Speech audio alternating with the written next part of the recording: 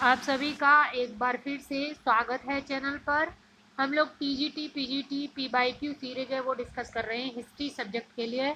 तो ये हमारा नेक्स्ट पार्ट है धार्मिक सुधार आंदोलन में। जो धार्मिक आंदोलन हुए हैं प्राचीन काल में उनसे रिलेटेड, उत्तर वैदिक काल के बाद में महाजनपद काल के दौरान जो धार्मिक आंदोलन प्राचीन काल में हुए थे उनसे संबंधित ये वीडियो चल रहे हैं। कल हम लोग जैन धर्म से रिलेटेड पार्ट 1 है वो अपलोड कर चुके हैं, आप वो जाके प्लेलिस्ट में देख सकते हैं और ये नेक्स्ट पार्ट है उसी में। तो चलिए शुरू करते हैं।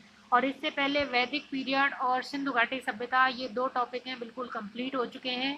और पी/क्यू लगाना बहुत ही इंपॉर्टेंट होता है किसी भी एग्जाम के लिए, तो आप ये सारे पी/क्यू आप वीडियो की प्लेलिस्ट में जाके देख सकते हैं। और घटना चक्र की ये बुक है उसी को हम लोग कवर कर रहे हैं। बहुत ही इंपॉर्टेंट एमसीक्यू हैं ये, आपके एग्जाम में फिर से रिपीट हो सकते हैं 2022 टीजीटी पीजीटी में। तो चलिए शुरू करते हैं। आज का पहला प्रश्न है, अनेकांतवाद किसका विशेष लक्षण है? तो अनेकांतवाद है ये जैन धर्म से संबंधित है अनेकांतवाद। नेक्स्ट क्वेश्चन है, अनेकांतवाद किसका विशेष लक्षण है? देखिए वही सवाल है, फिर से रिपीट होके जैन धर्म से संबंधित है। महावीर की शिक्षा का विशेष नाम क्या है? तो पंच महाव्रत, ये महावीर की शिक्षा का नाम है। ऑप्शन डी इसमें राइट आंसर हो जाएगा। व्याख्या देख लेते हैं। महावीर की शिक्षा का विशेष नाम पंच महाव्रत है, जो इस प्रकार है, अहिंसा, सत्य, अस्तेय, अपरिग्रह, ब्रह्मचर्य। और इनमें से जो प्रथम चार हैं ये पार्श्वनाथ के समय से ही प्रचलित हैं, और जबकि महावीर स्वामी ने इसमें आकर के पांचवा व्रत है ब्रह्मचर्य वो जोड़ दिया था। अन्य महत्वपूर्ण तथ्य हैं, गृहस्थ जीवन व्यतीत करने वाले जैनियों के लिए इन्हीं व्रतों की व्यवस्था थी, परंतु उनमें कठोरता कुछ कम थी। इस कारण इसे अणुव्रत अथवा पंच अणुव्रत के नाम से जाना जाता है। जैन धर्म में अजीव का विभाजन 5 भागों में किया गया है, जो इस प्रकार है, पुद्गल, काल, आकाश, धर्म, अधर्म। ध्यान रखना है, अजीव जो है उसका विभाजन है 5 चीजों में है। तो पुद्गल, काल, आकाश, धर्म, अधर्म। नेक्स्ट है, महावीर ने निम्न में से कौन सा व्रत जोड़ा था? तो ब्रह्मचर्य को महावीर स्वामी ने ऐड किया था। नेक्स्ट है, जैन धर्म के सिद्धांतों के अनुकूल नहीं है।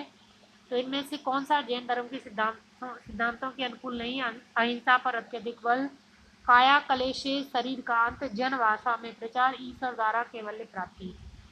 तो देखिए नहीं है पूछा यहाँ पे, तो ऑप्शन डी हो जाएगा। बाकी अहिंसा पर जैनियों का अत्यधिक बल था, इसीलिए आपने देखा होगा जो जैन धर्म को फॉलो करने वाले लोग हैं वो बैगन की सब्जी नहीं खाते, क्योंकि उनको लगता है बैगन में हमेशा ही कीड़ा होता है, तो वो ऐसी सब्जियों से बचते हैं जिसमें कीड़ा हो। तो वो अहिंसा के बहुत ही अत्यधिक बल देते हैं। काया क्लेशी शरीर का अंत एक प्रथा है, संतारा प्रथा, वो आपने देखी सुनी होगी, क्योंकि उस पर हाई कोर्ट, सुप्रीम कोर्ट के वर्डिक्ट भी आ चुके हैं, जिसमें क्या होता है कि भूखे प्यासे रह करके अपने शरीर को त्याग देना और जन भाषा में प्रचार, यानी कि सामान्य लैंग्वेज में जैन धर्म का प्रचार, ये सभी पर जोर था, लेकिन ईश्वर द्वारा केवल प्राप्ति पर जोर नहीं था। व्याख्या देख लेते हैं। जैन धर्म अहिंसा पर अत्यधिक बल देता था, साथ ही इसमें कायाकल्प से शरीर का अंत करने पर भी जोर दिया गया। इस धर्म का प्रचार जनभाषा में किया गया। इस सिद्धांत में ईश्वर द्वारा केवल प्राप्ति का संदेश, वो जो सिद्धांत है वो नहीं है। नेक्स्ट है, जैन धर्म के किस तीर्थंकर ने सर्वथा वस्त्र त्याग करने का आदेश दिया था? तो जो सर्वथा वस्त्र कौन नहीं पहनते हैं? तो वो होते हैं दिगंबर संप्रदाय के लोग। तो दिगंबर संप्रदाय में से कौन संबंधित है? तो ऋषभ देव हो जाएगा, ऑप्शन ए सॉरी यहाँ पे महावीर स्वामी, ऑप्शन डी इसमें राइट आंसर हो जाएगा। व्याख्या देख लेते हैं। जैन धर्म को वास्तविक स्वरूप देने का श्रेय महावीर स्वामी को है, और जैन धर्म के अंतिम एवं 24वें तीर्थक थे, उन्होंने अपने अनुयायियों को सर्वथा वस्त्र त्याग करने को उपदेश दिया था। जैन धर्म में कुल 24 तीर्थकर हुए ये माने जाते हैं, जिनमें समय समय पर जैन धर्म का प्रचार किया। जैन तीर्थकर ने ऋषभदेव, अजितनाथ, संभवनाथ, अभिनंदन, सुमितनाथ, पद्म प्रभु, सुपार्श्वनाथ, चंद्र प्रभु, पुष्पदंत, सुविधानाथ भी इनको बोला जाता है, शीतलनाथ, श्रेयांशनाथ, वासुपूज्य, विमलनाथ, अनंतनाथ, धर्मनाथ, शांतिनाथ, कुंथनाथ, अरनाथ, मल्लिनाथ, मुनि सुब्रत, नेमिनाथ, नमिनाथ और नेमिनाथ। ध्यान रखना है, नेमिनाथ अलग है और नमिनाथ अलग है, और जो नेमिनाथ है उनको अरेस्ट नेमी भी बोला जाता है। पार्श्वनाथ और महावीर स्वामी ये 24वें तीर्थकर थे, और जो मल्लिनाथ हैं जो श्वेतांबर संप्रदाय है वो मल्लिनाथ को स्त्री मानते हैं और जो दिगंबर संप्रदाय है वो मल्लिनाथ को पुरुष ही मानते हैं। नेक्स्ट है जैन धर्म ग्रंथों का प्रथम संकलन कहाँ पर हुआ था, तो यहाँ पे इनमें से कोई भी ऑप्शन सही नहीं है, इसलिए इसमें स्टार मार्क लगा हुआ है। इसकी व्याख्या देख लेते हैं।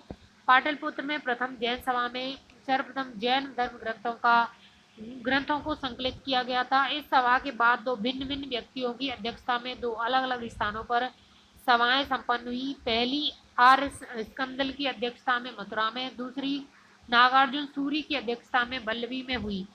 इन सभाओं में धर्म ग्रंथों का संकलन किया गया था, परंतु पृथक पृथक स्थानों पर स्वतंत्र रूप से सभाएं आयोजित होने के कारण धर्म ग्रंथों में विभेद आ गया था। इस विभेद को दूर करने हेतु बल्लवी में द्वितीय जैन सभा का आयोजन देवर्षिगण की अध्यक्षता में हुआ था। नेक्स्ट क्वेश्चन है 33 नंबर, प्रथम जैन संगति कहाँ पर हुई थी, तो प्रथम जैन संगति का आयोजन हुआ था पाटलिपुत्र में। ऑप्शन बी इसमें राइट आंसर हो जाएगा। नेक्स्ट है कौन सा धर्म त्रिरत्न में विश्वास करता है, तो त्रिरत्न में विश्वास करता है जैन धर्म। ऑप्शन बी यहाँ पर राइट आंसर हो जाएगा। व्याख्या देख लेते हैं। जैन धर्म के अनुसार कर्म फली जन्म मृत्यु का कारण है। कर्म फल से छुटकारा पाकर ही व्यक्ति निर्वाण की ओर अग्रसर होता है। इसके लिए आवश्यक है कि पूर्व जन्म के संचित कर्म को समाप्त किया जाए और वर्तमान जीवन में कर्म फल से विमुख रहे। इसके लिए त्रिरत्न का अनुशीलन आवश्यक है। जैन धर्म के त्रिरत्न है सम्यक दर्शन, सम्यक ज्ञान, सम्यक आचरण। सत्य में विश्वास को ही सम्यक दर्शन कहा गया है। जिस सत्य में हम विश्वास या श्रद्धा रखते हैं उनका ज्ञान ही सम्यक ज्ञान है। कल्याणकारी कार्यों का अनुसरण, अकल्याणकारी कार्यों का त्याग ही सम्यक चरित्र है। उल्लेखनीय है कि बुद्ध धम्म एवं संघ बौद्ध धर्म के भी त्रिरत्न है, ये ध्यान देना है। बुद्ध धम्म संघ ये बौद्ध धर्म के भी त्रिरत्न है, यानी परंतु मूल अवधारणा है त्रिरत्न की वो जैन धर्म में है और जैन धर्म से ही बौद्ध धर्म ने ग्रहण की थी। नेक्स्ट है पंच महाव्रत तथा त्रिरत्न किस धर्म से संबंधित है, तो जैन धर्म।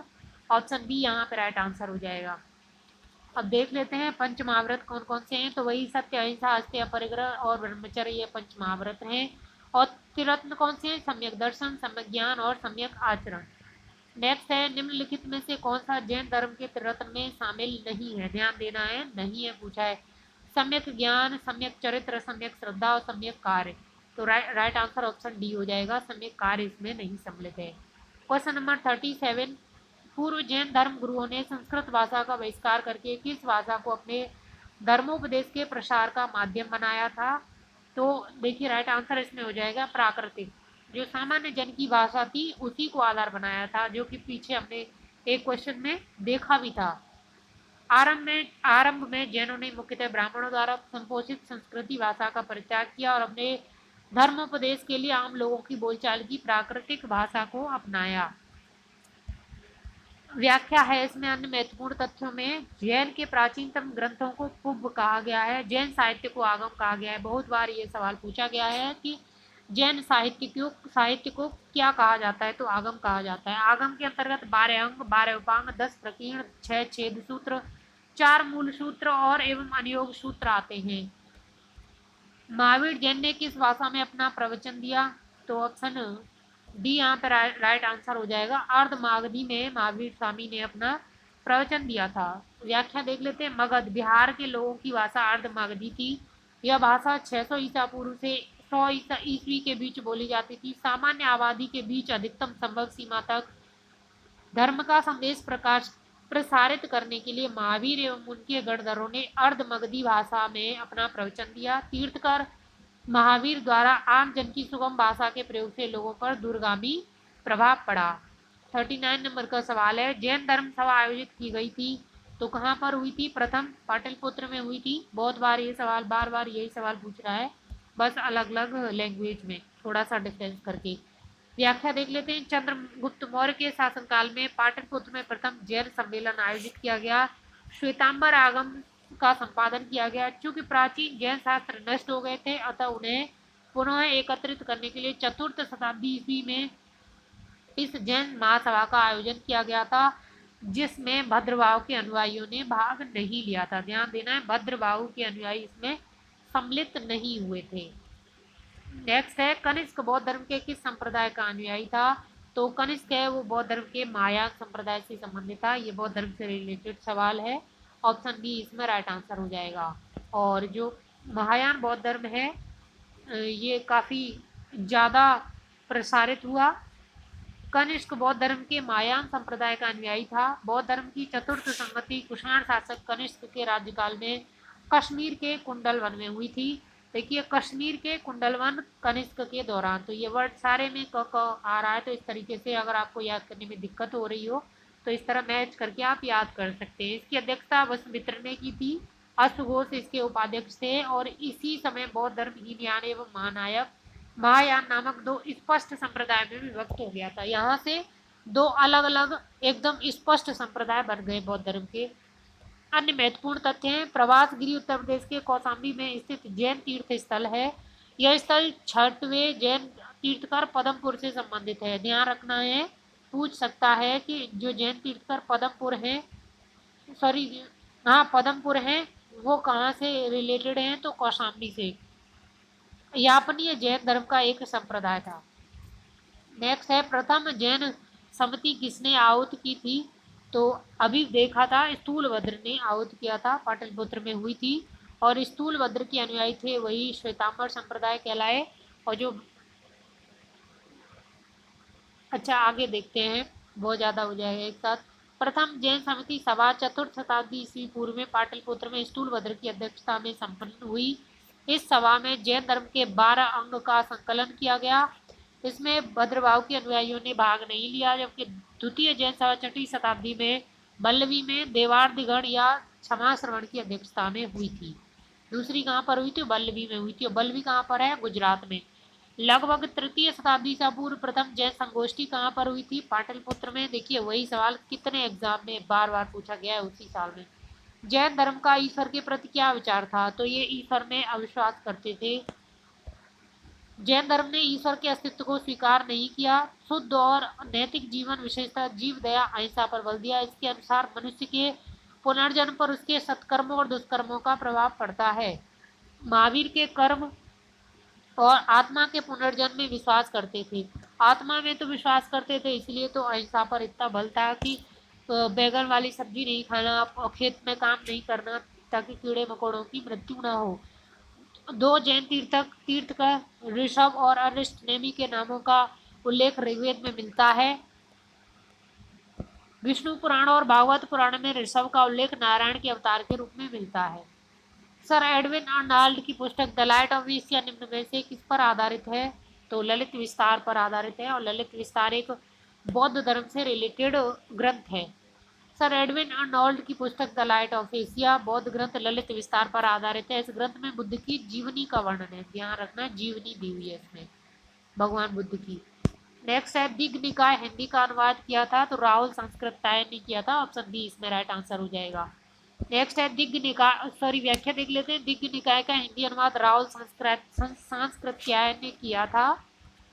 और दिव्य निकाय एक बौद्ध ग्रंथ है। यह सूत्र पिटक का प्रथम निकाय है। दिग्ग निकाय 34 लेख हैं जिन्हें 3 समूहों में विभाजित किया गया है। बुद्ध काल में कितने गणराज्य थे? तो ऑप्शन ए यहाँ पर हो जाएगा सही, 10 गणराज्य थे। व्याख्या देख लेते हैं। बौद्ध काल भगवान बुद्ध के समय में गंगा घाटी 10 गणराज्यों के अस्तित्व के प्रमाण मिलते हैं। 10 गणराज्यों में कपिलवस्तु के शाक्य, सुमसुमारगिरी के भग्ग, अलकप्प के बुलीय, केशपुत्र के कलाम, रामगांव के कोलीय, कुशीनगर के मल्ल, पावा के मल्ल और पिप्पलवन के मौर्य, वैशाली के लिच्छवी और मिथिला के विजय। ये बहुत एग्जाम में अलग अलग सभी में पूछा गया है इनको मैच करने के लिए, और ये बहुत ही इम्पोर्टेंट है।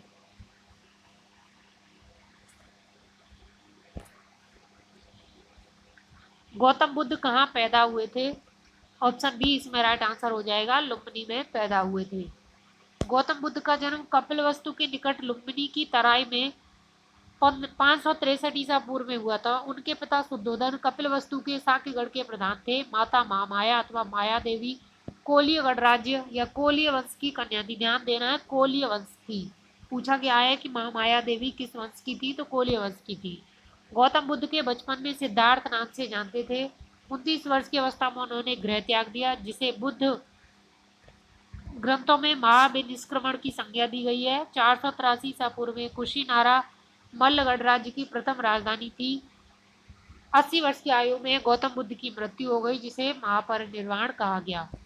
गौतम बुद्ध की पत्नी का नाम यशोधरा था, जो शाक्य कुल की, ध्यान देना है, ये शाक्य कुल की थी। गौतम बुद्ध का पालन पोषण इनकी मौसी महाप्रजापति गौतमी द्वारा किया गया था। कपिलवस्तु की पहचान की गई है तो किससे की गई है? ऑप्शन सी इसमें राइट आंसर हो जाएगा, पिपर हवा के साथ में। नेक्स्ट है, लुम्बिनी में किसका जन्म स्थान है? तो सिद्धार्थ का, जिनको भगवान बाद में बुद्ध के रूप में जाना गया। बुद्ध का महापरिनिर्वाण किस राज्य में हुआ था? तो कुशीनगर में हुआ था, बल्लौ के यहाँ पर। ऑप्शन सी इसमें राइट आंसर हो जाएगा। तो आज के 25 सवाल है वो कंप्लीट हो चुके हैं। 50 तक हमने कंप्लीट कर लिया है। नेक्स्ट पार्ट आपको कल मिल जाएगा, तो आप चैनल को सब्सक्राइब जरूर कर लें। अगर आप चैनल पर नए हैं तो बेल आइकन भी प्रेस कर लें, ताकि आपको तुरंत नोटिफिकेशन मिल जाए। और वीडियो को अपने दोस्तों के साथ विभिन्न ग्रुप में शेयर जरूर करें, ताकि हमें भी मोटिवेशन मिलता रहे इस प्रकार की वीडियो अपलोड करने के लिए। और चलिए फिर नेक्स्ट वीडियो में मिलते हैं, तब तक के लिए धन्यवाद। लेकिन एक बहुत महत्वपूर्ण सूचना पहले, कि अगर आप क्विज के लिए जुड़ना चाहते हैं, हिस्ट्री क्विज और ज्योग्राफी क्विज के लिए, तो जिस टेलीग्राम चैनल का लिंक है आपको नीचे डिस्क्रिप्शन बॉक्स में मिल जाएगा, उसको आप ज्वाइन जरूर कर लें। वहाँ पे फ्री ऑफ कॉस्ट आपके लिए क्विज है वो संचालित की जा रही है, और जल्दी ही चैप्टर वाइज क्विज आपके लिए लाई जाएगी, तो आप उसके साथ जुड़ सकते हैं, ताकि आप जितने ज़्यादा एमसीक्यू आप लगाएंगे उतना ज़्यादा सही रहता है ऑब्जेक्टिव एग्जाम में। तो चलिए अब मिलते हैं आपको कल। धन्यवाद।